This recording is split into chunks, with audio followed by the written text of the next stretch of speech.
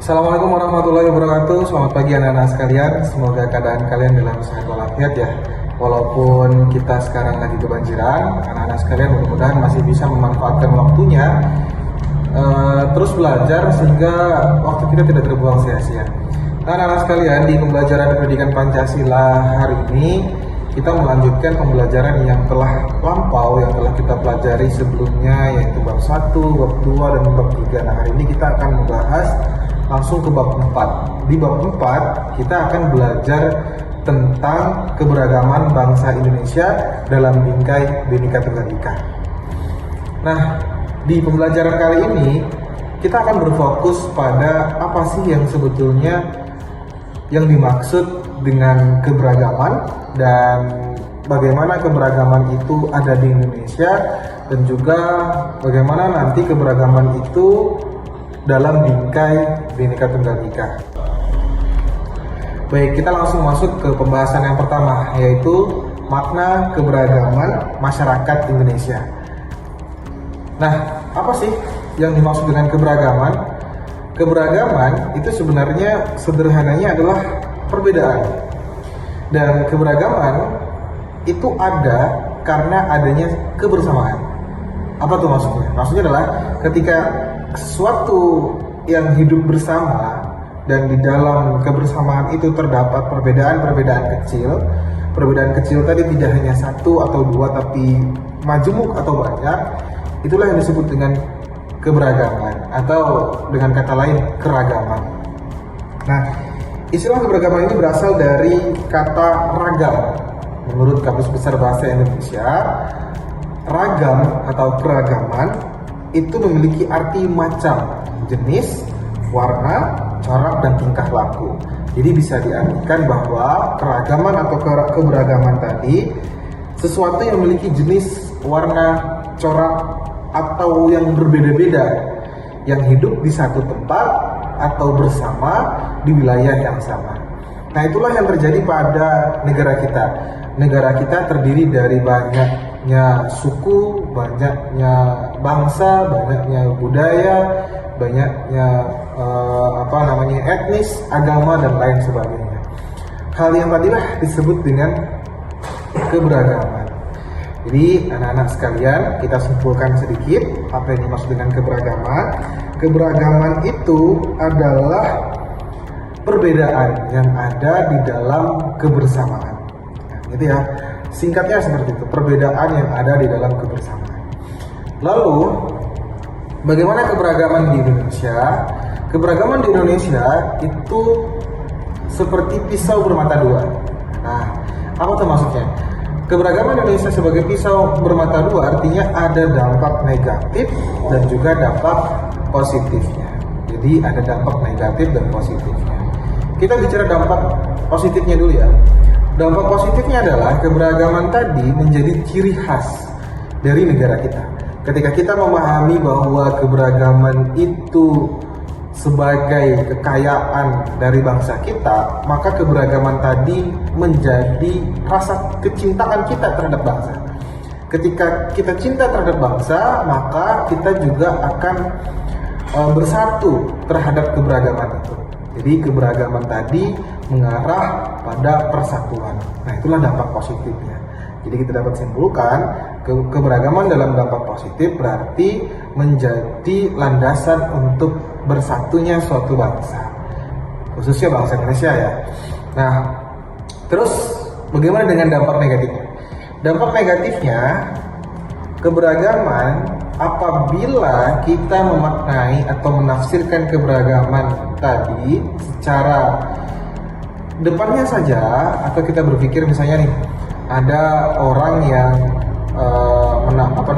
sangat fanatik terhadap unsur-unsur kedaerahannya, yang kemudian mereka berperilaku memecah belah bangsa, seperti misalnya tindakannya yang merusak persatuan dan mengancam persatuan, itu akan mengarah pada dampak negatif dari keberagaman. Misalnya ada orang suku A, dia sangat fanatik dengan sukunya sendiri. Dia menganggap bahwa suku selain dia itu sangat aneh, sangat tidak benar gitu ya. Nah, maka sikap yang tadi justru akan menjadi pisau mata duanya atau memecah belah bangsa. Jadi begitu ya. Dampak negatif dari keberagaman itu apabila kita memaknainya sebagai sesuatu yang tidak diarahkan pada persatuan atau bukan kekhasan dari bangsa Indonesia. Keberagaman itu dapat menjadi kekayaan bangsa Indonesia dan menjaga kerukunan bangsa melalui upaya untuk mewujudkan persatuan dan kesatuan bangsa. Nah, bagaimana cara kita menjaga kesatuan bangsa? Caranya adalah hidup rukun dengan perbedaan itu, dengan keragaman itu. Nah, hidup rukun dapat diwujudkan melalui dialog dan kerjasama dengan prinsip kebersamaan, terus kesetaraan, toleransi, dan saling menghormati. Ini penting sekali. Bagaimana kita hidup dalam masyarakat itu harus saling menghormati. Baik anak-anak sekalian, itu tadi makna dari keberagaman. Jadi keberagaman itu ada karena kebersamaan. Justru karena ada kebersamaan itulah individu-individu yang memiliki perbedaan-perbedaan kecil sehingga muncullah keragaman dalam kehidupan masyarakat kita. Sekarang kita lanjut ke pembahasan selanjutnya. Faktor penyebab keberagaman bangsa Indonesia. Nah, ini dia. Keberagaman di Indonesia itu sudah menjadi hal lumrah di negara kita. Sekarang kita bahas latar belakang kenapa keberagaman itu ada di negara kita. Ada beberapa faktor yang menyebabkan kenapa keberagaman itu ada di negara kita. Yang pertama, letak strategis wilayah Indonesia. Ya, letak strategis atau geografis negara kita. Geografis negara kita di Indonesia, kita berada di antara dua benua, yaitu benua Australia dan juga benua Asia. Dan karakteristik dari posisi tersebut menjadikan Indonesia sebagai negara terbuka. Artinya negara Indonesia sangat terbuka sekali untuk mengadakan kontak budaya dengan wilayah-wilayah negara yang dekat dengan Indonesia atau negara tetangga dengan Indonesia. Dan dahulu Indonesia itu juga menjadi jalur penghubung antara Samudra Pasifik dengan Samudra Hindia. Menjadi wilayah kita itu sangat ramai dan kita juga menjadi pusat perdagangan waktu itu, sehingga orang-orang China, orang-orang Australia, orang-orang Amerika Serikat itu singgah ke Indonesia, terus melakukan perkawinan sehingga banyak keturunan-keturunan dari orang-orang luar negeri. Yang itulah memunculkan adanya keberagaman dari masyarakat kita. Jadi keberagaman di masyarakat kita, di negara kita itu salah satu faktornya adalah karena wilayah kita yang berada di antara Samudra Hindia dan Samudra Pasifik, antara benua Asia dan juga benua Australia. Gitu. Terus faktor yang kedua, kondisi negara kepulauan. Negara kita terdiri dari banyak pulau. Ada pulau A, pulau B, pulau C, pulau Kalimantan, Sulawesi, Sumatera, terus Papua, Jawa, banyak sekali pulau-pulau. Bahkan ada pulau-pulau kecil yang ada di dekat dengan pulau-pulau besar di negara kita. Setiap pulau di wilayah Indonesia itu terdiri dari banyak masyarakat atau kelompok masyarakat yang berbeda-beda. Ada di Pulau Jawa, suku Jawa. Bahkan di Pulau Jawa tidak hanya suku Jawa, banyak suku-suku yang lain. Terus di Sumatera ada juga orang Minang. Terus di Kalimantan ada orang Banjar dan lain sebagainya. Ada orang Dayak juga. Di Sulawesi juga begitu. Banyak sekali suku-suku, etnis-etnis yang ada di setiap pulau di wilayah Indonesia. Jadi salah satu faktor keberagaman itu muncul karena wilayah Indonesia terdiri dari banyaknya pulau. Gitu ya. Yang ketiga, kondisi alam yang berbeda-beda. Nah, apa nih hubungannya antara kondisi alam dengan latar belakang kenapa masyarakat kita itu beragam. Kondisi alam setiap daerah berbeda-beda, ada pantai, pegunungan, dataran rendah, rawa, padang rumput, dan lain sebagainya. Kondisi alam yang berbeda-beda inilah memicu adanya perbedaan kemampuan masyarakat dalam mengolah alam. Misalnya orang yang dekat dengan pantai, maka dia akan cenderung mencari ikan atau membuat garam dan lain sebagainya. Terus orang yang dekat dengan dataran rendah dan berair atau tanah gambut, mereka sering bercocok tanam, membajak sawah dan lain sebagainya. Perbedaan itu tadi memunculkan adanya perbedaan budaya dalam masyarakatnya. Jadi masyarakat di pesisir pantai dengan masyarakat di dataran rendah itu punya perbedaan kehidupan sosialnya berbeda, budayanya juga berbeda. Itulah yang mengakibatkan keberagaman itu muncul. Jadi kondisi alam yang berbeda-beda itu juga memunculkan adanya perbedaan dari budaya, dari segi sukunya juga, dari segi etnisnya juga, kehidupan masyarakatnya juga, bahkan mungkin kepercayaan atau agama yang mereka anut juga memiliki perbedaan. Terus yang keempat,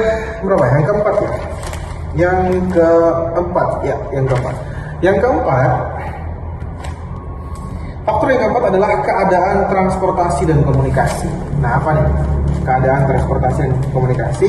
Keadaan transportasi dan komunikasi, faktor ini maksudnya adalah ketika penyebab keberagaman masyarakat. Transportasi dan komunikasi adalah hal penting dalam kehidupan sehari-hari. Transportasi adalah alat atau cara untuk berpindah dari satu tempat ke tempat lainnya.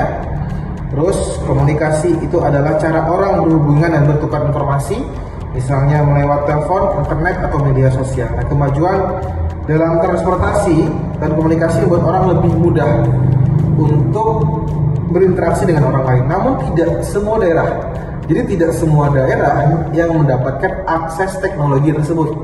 Tidak semua daerah punya kereta api, tidak semua daerah punya koneksi internet yang bagus, sehingga perbedaan tumbuhnya teknologi di setiap daerah itu memunculkan adanya keberagaman dalam perilaku masyarakatnya. Ada masyarakat yang cenderung masih konvensional dalam berinteraksi, misalnya mereka tidak menggunakan smartphone atau handphone, melainkan langsung datang ke rumah gitu ya. Atau di satu daerah mereka cenderung bertani secara konvensional menggunakan kerbau untuk membajak sawah secara konvensional. Dan ada daerah lain yang sudah menggunakan alat-alat yang sudah berteknologi bagus, misalnya pakai kombain atau pakai traktor dan lain sebagainya. Hal tadi memunculkan adanya keberagaman dalam kehidupan masyarakat, karena teknologi ketika bersentuhan dengan masyarakat itu menimbulkan perubahan perilaku menyesuaikan dengan masyarakatnya. Terus yang terakhir itu adalah penerimaan masyarakat terhadap perubahan. Nah, ini ada hubungannya dengan yang keempat. Ketika teknologi menyentuh masyarakat, maka akan tumbuh sebuah perubahan yang muncul di masyarakat akibat dari teknologi tersebut.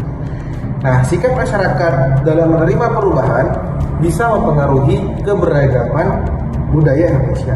Ada masyarakat yang terbuka dengan perubahan, ada masyarakat yang sedikit tertutup dengan perubahan tersebut.